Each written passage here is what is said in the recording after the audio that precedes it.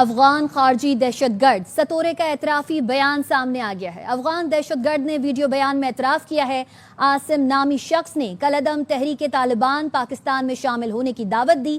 کابل میں کالعدم T T P commander قاری محمد سے ملوایا۔ کمانڈر نے فورسز پر حملوں اور ٹارگٹ کلنگ کی منصوبہ بندی کا حکم دیا۔ پشاور پہنچا تو کابل سے کمانڈر نے ایک عالم دین کو نشانہ بنانے کا حکم دیا۔ د دوایانو کار شروع کړو د دې په منځ کې عاصم ماته د عاصم سره زما دوستي جوړه شوه. عاصم ماته د داعش دعوت راکړو او په کابل کې د کمانډر قاری محمد سره ملاو کړم. ما د قاری محمد سره بیعت وکړو او ما ته ویل چې تا به لیږو پاکستان ته د جهاد لپاره. ورځې وروسته مې د دوایانو پیسې په بانک کې جمع کولې چې په لاره کې غلو وشو کولم. تقریبا 35 لک روپۍ رانه ونیولې او زه یې په خپه په ګولیو ویشتلم. زه د سپین غر هسپتال ته د علاج دپاره یوړم. 2 ورځې وروسته هسپتال والو ما ته تذکره راکړه چې پاکستان ته لاړ شه د علاج دپاره. زه پاکستان ته د علاج دپاره راغلم. د هغې نه وروسته قاری محمد ما سره رابطه وکړه چې ته په اسلام آباد میں پاک ترک دوستی ہفتے کے سلسلے میں پرچم کشائی کی پروقار تقریب منعقد ہوئی، جس میں ترکیے کے سفیر عرفان نذیر اوغلو اور chairman prime minister youth program Rana Mashhood Ahmad Khan نے شرکت کی۔ دونوں رہنماؤں نے پاکستان اور ترکیے کے تاریخی اور برادرانہ تعلقات کو مزید مضبوط بنانے کے عزم کا اظہار کیا۔ تقریب سے خطاب کرتے ہوئے ترکیے کے سفیر عرفان نذیر اوغلو نے کہا کہ پاکستان اور ترکیے کے تعلقات کی بنیاد باہمی اعتماد اور احترام پر قائم ہے۔ دونوں ممالک معیشت، تجارت، سیاحت اور دفاع کے شعبوں میں تعاون بڑھانا چاہتے ہیں۔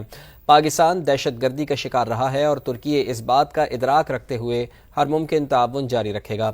Chairman prime minister youth program Rana Mashhood Ahmad Khan نے کہا کہ ترکیے اور پاکستان کی دوستی کو عوامی اور حکومتی سطح پر مزید فروغ دیا جائے گا۔ صدر مملکت آصف علی زرداری، وزیر اعظم میاں محمد شہباز شریف اور وفاقی وزیر داخلہ محسن نقوی کی جانب سے ترکیے کے یوم جمہوریہ پر ترک قیادت اور عوام کو دلی مبارکباد۔ تینوں رہنماؤں نے پاکستان اور ترکیے کے برادرانہ، تاریخی اور اسٹریٹجک تعلقات کو مزید مضبوط بنانے کے عزم کا اظہار کیا ہے۔ صدر آصف علی زرداری نے اپنے پیغام میں کہا ہے کہ ترک قوم کی استقامت اور ویژن دنیا کے لیے مشعل راہ ہے۔ مصطفیٰ کمال اتا ترک کی قیادت نے ترقی اور اصلاحات کی نئی راہیں کھولی ہیں۔ وزیر اعظم میاں شہباز شریف نے کہا ہے کہ ترکیے کی شاندار ترقی اور معاشی بحالی صدر اردوان کی مدبرانہ قیادت کا نتیجہ ہے۔ پاکستان اور ترکیے عقیدے اور بھائی چارے کے مضبوط بندھن میں جڑے ہوئے ہیں۔ وفاقی وزیر داخلہ محسن نقوی نے پاک ترک دوستی کو 2 دل، 1 جذبہ اور 1 منزل قرار دیا۔ وزیر اعلیٰ پنجاب مریم نواز کی ترکیے کے قومی دن پر ترک قوم اور صدر رجب طیب اردوان کو مبارکباد۔ کہا ترکیے برادر ملک ہے، اپنے بہن بھائیوں کی خوشی میں شریک ہیں، ترکیے کی ترقی اور خوشحالی کے لیے صدقے دل سے دعا گو ہیں۔ ترکیے کے قومی دن پر تہنیتی پیغام میں مریم نواز نے کہا کہ پاکستان اور ترکیے کے درمیان دوستی کی بنیاد اخوت اور بھائی چارہ ہے۔ پاک ترک تعلقات محض 2 ممالک کے نہیں بلکہ 2 عظیم اقوام کا باہمی روابط ہیں۔ ترک صدر رجب طیب اردوان کی قیادت میں ترکیے نے ترقی کے کئی سنگ میل عبور کیے ہیں۔ ثقافتی، تجارتی اور سیاحتی روابط سے دونوں ممالک میں قربت بڑھ رہی ہے۔ دعا گو ہوں کہ پاکستان اور ترکیے کا رشتہ ہمیشہ قائم و دائم رہے۔ وفاقی وزیر تجارت جام کمال خان سے میٹا کے وفد کی ملاقات ہوئی ہے۔ ڈیجیٹل تعاون، مصنوعی ذہانت اور ای کامرس کے فروغ پر تبادلہ خیال ہوا ہے۔ فریقین نے پاکستان میں محفوظ آن لائن ماحول اور ڈیجیٹل اقتصادی بااختیاری کے فروغ پر اتفاق کیا ہے۔ اسلام آباد میں ہونے والی ملاقات میں ڈیجیٹل معیشت، مصنوعی ذہانت اور ای کامرس پالیسی پر گفتگو ہوئی ہے۔ جام کمال خان نے کہا ہے کہ پاکستان خطے کی تیزی سے بڑھتی ہوئی ڈیجیٹل معیشتوں میں سے ایک ہے۔ ہر سال 75,000 آئی ٹی گریجویٹس تیار ہو رہے ہیں اور آئی ٹی برآمدات 18% اضافے سے 3.8 ارب ڈالرز تک پہنچ چکی ہے۔ میٹا کے نمائندے رافیل فرینکل نے پاکستان کی ڈیجیٹل ترقی کو سراہا اور تعاون کے فروغ کی یقین دہانی کرائی ہے۔ میٹا نے کاروبار اور ایس ایم ایز کے لیے ڈیجیٹل تربیتی پروگرامز میں تعاون کا عندیہ بھی دیا ہے۔ تجارتی معاہدے کے بعد پاکستان نے امریکہ سے تیل کی درآمدات بڑھا دی ہیں۔ پہلی بار 10 لاکھ بیرل WTI منگوایا گیا۔ امریکی بحری جہاز آج ہب کے آئل ٹرمینل پر لنگر انداز ہوگا۔ نومبر اور جنوری میں 10 لاکھ بیرل کے 2 مزید جہازوں کی آمد متوقع ہے۔ امریکی بحری جہاز 14 ستمبر کو ہیوسٹن سے روانہ ہوا۔ پاکستان اور امریکہ کے درمیان ٹیرف کے معاملے پر مذاکرات ہوئے، جس کے بعد تجارتی معاہدے کو حتمی شکل دی گئی۔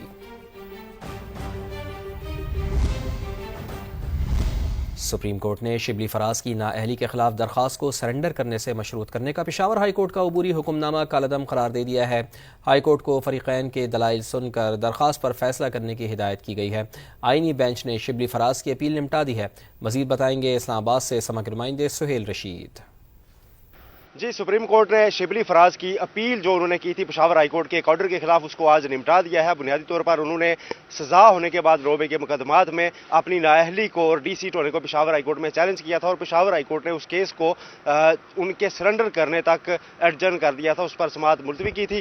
اس کے خلاف سپریم کورٹ میں ان کی یہ اپیل تھی۔ سپریم کورٹ نے پشاور ہائی کورٹ کا وہ عبوری آرڈر کالعدم قرار دیا ہے، جس میں تفصیلی وجوہات کے ساتھ کہا گیا تھا کہ ان کا سرنڈر کرنا شرط ہے۔ سپریم کورٹ نے یہ واضح کیا ہے کہ یہ صرف ایک قانونی نقطہ طے کرنے کی حد تک درخواست تھی، جس پر ضرور فریقین کو سن کر فیصلہ کیا جائے، لیکن ساتھ ہی ایک اور ریلیف جو شبلی فراز چاہتے تھے وہ ان کو نہیں مل سکا۔ وہ تھا کل کے روز جو ان کی خالی کی گئی نشست پر سینٹ کا الیکشن ہونے جا رہا ہے، اس کو رکوانے کی ان کی استدعا بھی تھی سپریم کورٹ آف پاکستان سے، لیکن سپریم کورٹ آف پاکستان نے اسے مسترد کیا ہے، اور کل کے اب الیکشن جو ہے وہ اپنے شیڈیول کے مطابق ہوں گے۔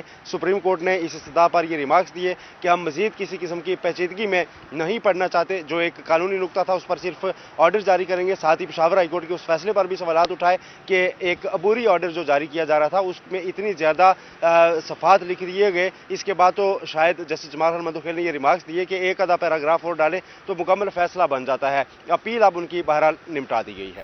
جی، chairman P T I barrister Gohar کہتے ہیں کہ متعدد درخواستوں اور آج زبانی استدعا کے باوجود سپریم کورٹ نے خیبر پختونخوا کا سینٹ الیکشن نہیں روکا، تاہم پشاور ہائی کورٹ کو زیر التوا درخواست سننے کی ہدایت ضرور کر دی۔ شبلی فراز صاحب کی ڈسکوالیفیکیشن ریلیٹڈ ہماری پٹیشن پینڈنگ تھی۔ پشاور ہائی کورٹ میں وہ پٹیشن ہماری سینیڈائی ایڈجرن ہو گئی تھی، ہم اس کے خلاف سپریم کورٹ آئے تھے۔ آج سپریم کورٹ نے اس آرڈر کو سیٹ اسائڈ کر دیا ہے۔ ہم نے سینٹ کے الیکشن کے رکوانے کے لیے ہم نے اپلیکیشن بھی دی تھی، آج ہم نے استدعا بھی کی، لیکن بینچ کی جو آبزرویشن تھی یا بینچ کی طرف سے جو ڈیسائیڈ ہوا، انہوں نے کہا کہ ہم مزید کمپلیکیشنز میں نہیں جانا چاہتے ہیں۔ فار دا ٹائم بینگ ہم الیکشن کو نہیں روکتے۔ خان صاحب کی جو ہدایات ہے اس کے مطابق ہمارے خرم ذیشان صاحب ہے، کل الیکشن ہوں گے انشاءاللہ تعالیٰ، ہم ذیشان صاحب کو پھر کامیاب کروائیں گے۔ جے یو آئی سربراہ مولانا فضل الرحمان کی جانب سے پی ٹی آئی وفد کے اعزاز میں عشائیہ، قومی، سیاسی اور پارلیمانی امور پر مشاورت، جے یو آئی اور پی ٹی آئی کا محمود خان اچکزئی کو اپوزیشن لیڈر بنانے پر اتفاق ہو گیا ہے۔ جے یو آئی کے سربراہ مولانا فضل الرحمان نے پی ٹی آئی وفد کے اعزاز میں اپنی رہائش گاہ پر گزشتہ رات عشائیہ دیا، جس میں سابق اسپیکر قومی اسمبلی اسد قیصر، پی ٹی آئی کے صوبائی صدر جنید اکبر، شہرام ترکئی اور دیگر رہنما شریک ہوئے۔ ملاقات میں سیاسی اور خطے کی صورتحال پر تبادلہ خیال ہوا۔ مولانا فضل الرحمان نے خیبر پختونخوا قومی عام جرگے کے انعقاد کی تجویز کا بھی خیر مقدم کیا۔ پی ٹی آئی وفد نے خیبر پختونخوا اسمبلی سے سینٹ کے خالی نشست پر جے یو آئی سے تعاون کی درخواست بھی کر دی۔ سردیوں کی آمد کے ساتھ ہی پشاور کی فضا ایک بار پھر آلودگی کی لپیٹ میں آ گئی ہے۔ شہر کا ایئر کوالٹی انڈیکس خطرناک حدوں کو چھونے لگا۔ مزید بتائیں گے ہمارے نمائندے شہاب الرحمان۔